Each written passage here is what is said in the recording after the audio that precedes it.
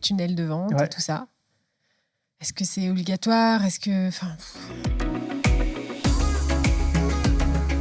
C'est ça, moi, qui me bloque en termes de technique, c'est que je sais pas comment faire. Et en plus, les emails, j'ai l'impression... Enfin, moi, en tout cas, quand j'en reçois tous les jours ou tous les 2 jours, ça me fatigue. Donc, je me dis, j'ai pas envie d'envoyer non plus cette image au potentiel client, au lead et tout. Ouais. Donc, je suis un peu partagée entre il faut se faire connaître, il faut parler de ton produit, et en même temps, arrête d'harceler les gens. Mais on y reviendra parce que j'ai une autre question là-dessus plus tard. Tu as dit il faut, enfin tu as dit le faut. Alors moi, dès que j'entends il faut, je dois, truc machin, c'est qu'en général, il y a un désalignement entre. Tu vois, et très clairement, s'il y a la première étape, le terreau sur lequel tu peux construire un business, c'est quand tu es aligné personnellement et professionnellement. C'est pas forcément évident parce que quand on est pris dans le truc, on le voit pas. Mais dès que vous sentez que là, ça. Ah, je le sens pas, j'aime pas. Où je me sens que je dois faire ça, un tunnel de vente, parce que tout le monde le dit, on a tendance, tu vois, on est des animaux sociaux, on a tendance à vouloir faire la même chose, surtout que apparemment ça marche, sinon on n'en parlerait pas. Mais ce que je peux te confier et te dire, c'est que tu n'es pas obligé d'en faire, très clairement, et que la meilleure façon de vendre, c'est la façon de vendre où tu as le plus d'énergie de toi, tu vois, où tu rayonnes le plus, parce que c'est ce qui attire de manière ultime. C'est pas la page technique, c'est l'énergie qu'on met dedans et ce qu'on peut ressentir. Donc ta question, c'est est-ce qu'il faut? Non.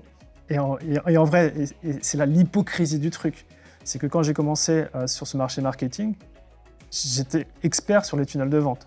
Parce que dans la précédente activité, j'en ai fait énormément. Et j'ai commencé par ça. Sauf que sur l'activité marketing, j'en ai fait 0. Donc c'est pas que c'est hypocrite, c'est juste qu'on peut avoir une expertise qui sert pour un certain type d'entrepreneur. Et aujourd'hui, on a des tunnels de vente aussi. Il faut voir le tunnel de vente comme une façon de prendre quelqu'un qui ne te connaît pas en un client fan, tu vois, tu as différentes étapes, c'est un funnel, un tunnel de vente. Mais après, ça peut être technique, comme tu le suggères, mais ça peut être, comme je l'expliquais, un groupe Facebook où tu as une communauté, un petit message privé, une petite candidature, un coup de fil. Et je crois que c'est là où il faut t'écouter, te dire où est-ce que je prendrais le plus de plaisir. Et juste de te dire que une fois que tu as fait ça, t'es inarrêtable, parce que tu le feras tout le temps.